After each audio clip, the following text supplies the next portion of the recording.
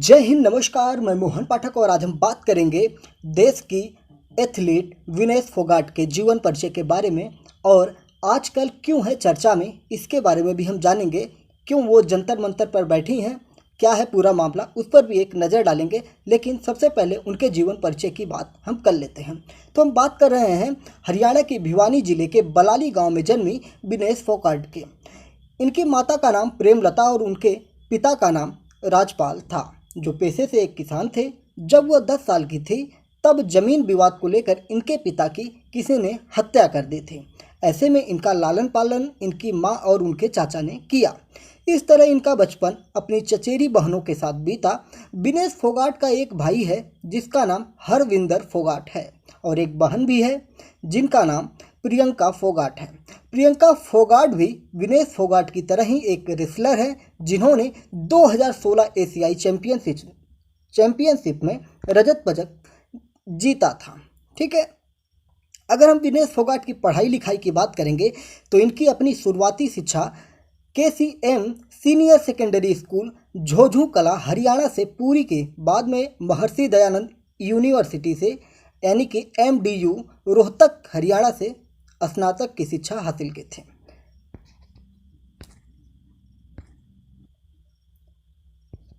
विनेश फोगाट के हम वैवाहिक जीवन के बारे में अगर बात करेंगे तो इनकी शादी जो थी 14 दिसंबर 2018 को मशहूर रेसलर सोमवीर राठी के साथ विवाह के बंधन में बंधी थी। शादी समारोह विनेश के पैतृक गांव बलाली में बेहद सामान्य ढंग से संपन्न हुआ था। और आपकी जानकारी के लिए मैं बता दूं कि विनेश और सोमवीर ने 7 नहीं बल्कि 8 फेरे लिए थे। ये 8 फेरे का क्या मामला था, तो 8वां फेरा लेकर उन्होंने समाज को बेटी बचाओ बेटी पढ़ाओ खिलाओ का संदेश दिया था। एक इंटरव्यू के दौरान सोमवीर ने बताया भी था कि 8वां फेरा लेने का मकसद बेटी को पढ़ाने और लिखाने के अलावा खिलाने यानी कि खेलों में मौका देने के प्रति भी लोगों को जागरूक करने से था।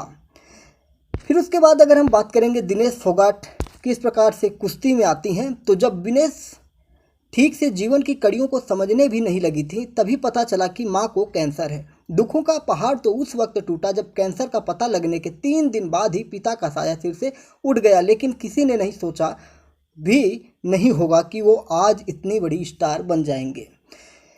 पिता की मृत्यु के बाद चाचा महावीर फोगाट ने उन्हें पहलवानी के गुर सिखाए यानी कि पहलवानी सिखाया। महावीर फोगाट प्रतिष्ठित द्रोणाचार्य पुरस्कार विजेता कोच और महिला पहलवानों गीता और बबीता फोगाट के पिता हैं। इस लिहाज से विनेश फोगाट गीता और बबीता फोगाट की चचेरी बहन भी हैं। तो आपको पता है कि गीता और बबीता को लेकर एक फिल्म भी आई थी, आपको याद होगा।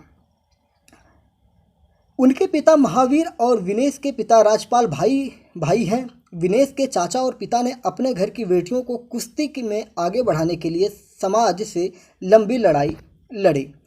अगर विनेश फोगाट के रेसलिंग कैरियर की बात करेंगे तो अपने अंतर्राष्ट्रीय कुश्ती कैरियर की शुरुआत साल 2013 में एशियाई कुश्ती चैंपियनशिप में उतरकर इस चैंपियनशिप में विनेश फोगाट ने 52 किलो वर्ग में कांस्य पदक जीता था। इसके बाद दक्षिण अफ्रीका के जोहान्सबर्ग में हुए राष्ट्रमंडल कुश्ती चैंपियनशिप में 51 किलो वर्ग में रजत पदक हासिल किया। साल 2014 में ग्लासगो में हुए राष्ट्रमंडल खेलों में इस युवा पहलवान ने 48 किलो भार वर्ग में अपना पहला अंतर्राष्ट्रीय स्वर्ण पदक हासिल किया। इसके बाद उसी साल दक्षिण कोरिया के इंचियोन में हुए एशियाई खेलों में कांस्य पदक जीता। विनेश फोगाट यहीं पर नहीं रुकी।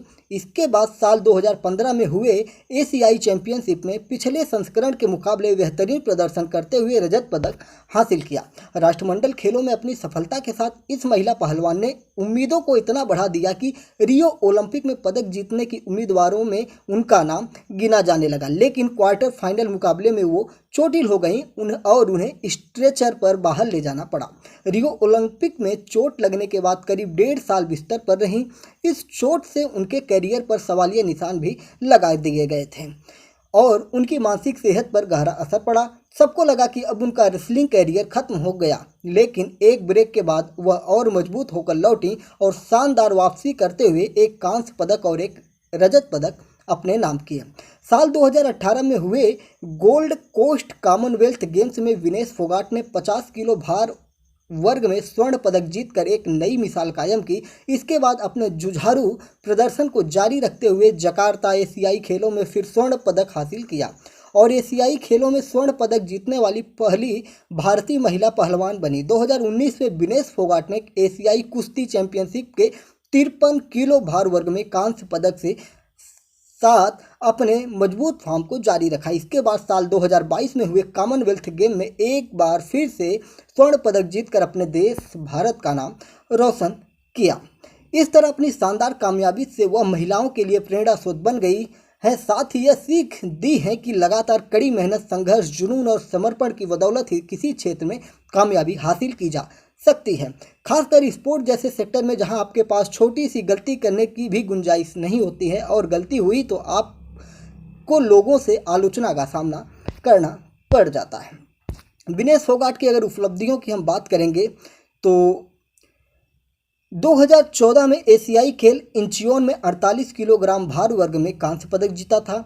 वर्ष 2016 में एशियन चैंपियनशिप के दौरान 53 किलो वर्ग में कांस्य पदक जीता था। फिर उसके बाद विनेश फोगाट ने 2019 में आयोजित विश्व कुश्ती चैंपियनशिप व एशियन चैंपियनशिप दोनों में कांस्य पदक जीता। फिर 2020 में एशियन चैंपियनशिप में कांस्य पदक जीता। वर्ष 2013 में राष्ट्रमंडल चैंपियनशिप जोहान्सबर्ग में 51 किलोग्राम भार वर्ग में रजत पदक जीता। फिर वर्ष 2015 में एशियाई चैंपियनशिप दोहा में 48 किलोग्राम भार में वर्ग में रजत पदक जीता। वर्ष 2016 में ही दूसरी चैंपियनशिप में 53 किलो वर्ग में रजत पदक जीता। वर्ष 2014 में कॉमनवेल्थ ग्लास्गो में 48 किलोग्राम भार वर्ग में स्वर्ण पदक जीता। वर्ष 2018 में आयोजित एशियन चैंपियनशिप में स्वर्ण पदक जीता। वर्ष 2018 में कॉमनवेल्थ गेम्स में स्वर्ण पदक जीता। वर्ष 2022 में बर्मिंघम में आयोजित कॉमनवेल्थ गेम्स में स्वर्ण पदक जीता। अगर इनके अवार्डों की बात करेंगे तो सबसे प्रतिष्ठित पुरस्कारों में से एक 2020 में अंतर्राष्ट्रीय महिला पहलवान विनेश फोगाट को खेलों के लिए दिए जाने वाले सर्वोच्च अवार्ड राजीव गांधी खेल रत्न अवार्ड से भी नवाजा गया। यानी कि 2020 में इन्हें राजीव गांधी खेल रत्न अवार्ड भी इन्हें दे दिया गया है। राजीव गांधी खेल रत्न अवार्ड का नाम, ठीक है। अब ये चर्चा में इस समय क्यों है, क्या है मामला, इस पर एक दृष्टि हम लाएंगे। क्या है पूरा मामला। हाल ही में 18 जनवरी 2023 को भारतीय कुश्ती महासंघ के अध्यक्ष और बीजेपी सांसद बृजभूषण शरण सिंह पर महिला पहलवानों ने यौन शोषण जैसे गंभीर आरोप लगाए हैं। देश की जानी मानी पहलवान विनेश फोगाट ने एक चौंकाने वाले खुलासे में बुधवार 18 जनवरी 2023 को रोते हुए आरोप लगाया कि नेशनल कैप्स में नियुक्त किए गए कई कोच सालों से महिला पहलवानों का शोषण कर रहे हैं। भारतीय कुश्ती महासंघ WFI के अध्यक्ष और बीजेपी सांसद बृजभूषण सिंह ने भी इस मामले में शामिल हैं और उनके द्वारा भी महिलाओं का शोषण लगातार किया जा रहा है। ये इनके तरफ से आरोप लगाए जा रहे हैं। महिला पहलवान अपना मुंह ना खोले, इसके लिए फेडरेशन खिलाड़ियों पर जबरदस्ती बैन लगाने की धमकी देता है जिससे खिलाड़ी न खेल सकें। उन्होंने आगे कहा कि हमारे जो आरोप हैं वो सच्चे हैं, हमें मजबूर न किया जाए। सबके सामने आने के लिए हम अपने सम्मान के लिए लड़ रहे हैं। हम पूरे देश को यह नहीं बताना चाहते कि देश की बेटियों के साथ क्या हुआ। जिस दिन सारी लड़कियां मीडिया को बताएंगी कि हमारे साथ क्या हुआ, वो कुश्ती का दुर्भाग्य होगा। ये सारी चीज़ें विनेश फोगाट का हुआ और इसके बाद इन लोगों ने लगातार प्रदर्शन किया, इनके खिलाफ केस किए, मुकदमे किए और जंतर मंतर पर भी ये लोग बैठे। और साथ ही विनेश फोगाट और उनके कई सहयोगी साथी जंतर मंतर पर बैठे और कई कमेटियां भी गठित की गई और कमेटियों की रिपोर्ट आने से पहले ही लगातार ये लोग हमलावर रहे हैं। और इनके समर्थन में भी एंटी बीजेपी जितनी भी पार्टियां हैं, जितने भी लोग हैं, वो सारे लोग इनके समर्थन में जंतर मंतर पर बैठे हुए दिखाई देते हैं। यानी कि पूरे के पूरे मामले को राजनीतिकरण कर दिया गया है। इस वजह से शंकाएं उत्पन्न हो गई हैं। खैर, महिला खिलाड़ियों ने अगर आरोप लगाए हैं तो मैंने पहले ही आपको पॉस्को एक्ट के बारे में पीछे 1-2 दिन 3 दिन पहले का मैंने बताया हुआ है। आप पॉस्को एक्ट देखेंगे तो कार्यस्थल पर महिलाओं के साथ छेड़छाड़ को लेकर पॉस्को एक्ट बनाया गया था। इन सारी चीज़ों को लिया जाए तो हमारे यहाँ जो कानून है उसमें अगर कोई महिला आरोप लगाती है छेड़छाड़ जैसी या इस प्रकार के अश्लील हरकतों वाला केस लगता है तो उसमें अपराधी की तुरंत गिरफ्तारी की जाती है। लेकिन यहाँ मामला है अध्यक्ष की ही बात हो रही है कि जो कुश्ती संघ के अध्यक्ष हैं उन्हीं के ऊपर आरोप लगा रहा है, इसलिए पुलिस भी फूंक फूंक पर इस पर कदम बढ़ा रही है। खैर, जंतर मंतर पर ये लोग बैठे थे और अचानक से जब इनको पता चला कि देश की नई संसद भारत देश को समर्पित की जा रही है देश के यशस्वी प्रधानमंत्री नरेंद्र मोदी के द्वारा, तो इन लोगों ने ये तय किया कि ये लोग नई संसद के सामने जाकर अपना धरना प्रदर्शन करेंगे, वहाँ पे आंदोलन करेंगे। तो दिल्ली पुलिस ने सुरक्षा की दृष्टि से इन लोगों को पकड़कर जेल भेजा, फिर उसके बाद इनको छोड़ दिया गया और धरना स्थल से जो इनके तंबू थे उसको उखाड़ फेंका। और फिलहाल वर्तमान समय में ये आंदोलन जबरन सरकार या प्रशासन के द्वारा समाप्त कर दिया गया। इन लोगों को अगर धरना प्रदर्शन करना ही था तो आप धरना प्रदर्शन करिए, कोर्ट में जाइए, अपनी बात को रखिए, लेकिन देश को जो नई संसद समर्पित हो रही है उसके सामने जाकर आप देश की ही नहीं पूरे दुनिया में देश को बदनाम करने की कोशिश कर रहे हैं। तो आपको ऐसा नहीं करना चाहिए कि देश की नई संसद जो देश को समर्पित की जा रही है, वैसे ही विपक्षी दलों ने बाइकआउट किया है तो आप लोग राजनीतिकरण करने लगे हैं इन चीज़ों का, तो जिससे आप लोगों के ऊपर से जनमानस का विश्वास उठते जा रहा है। आप लोग कानूनी प्रक्रिया में आइए, एक भी कानूनी जांच आप लोग तय नहीं होने दे रहे हैं।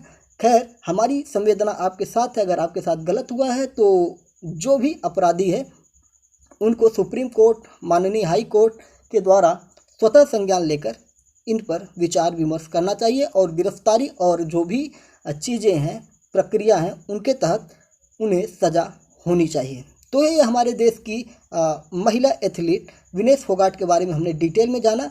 उम्मीद है कि आपको सारी चीज़ें समझ में आई होंगी और आप प्रेरित भी होंगे। थोड़ा सा निगेटिव भी है कि महिला एथलीट के साथ, महिलाओं के साथ कार्यस्थल पर हमेशा छेड़छाड़ जैसी चीज़ें सामने आती हैं और जब वो आवाज़ भी उठाती हैं तो किस प्रकार से कार्रवाई होती है वो आप देख रहे हैं कि अभी तक ब्रिजभूषण बड़े बड़े मंचों पे जाकर रैलियां कर रहे हैं, अपने भाषण दे रहे हैं और उन्हें भारत सरकार द्वारा सिक्योरिटी भी प्राप्त की गई है। खैर, पूरा मामला राजनीतिक हो गया है तो इसलिए बिना जांच के उनके ऊपर गिरफ्तारी नहीं की जाएगी। जय हिंद, नमस्कार, भारत माता की जय। हाँ, चैनल पर नए हैं तो चैनल को सब्सक्राइब जरूर करिएगा जिससे आप करंट चीज़ों से जुड़े रह सकते हैं।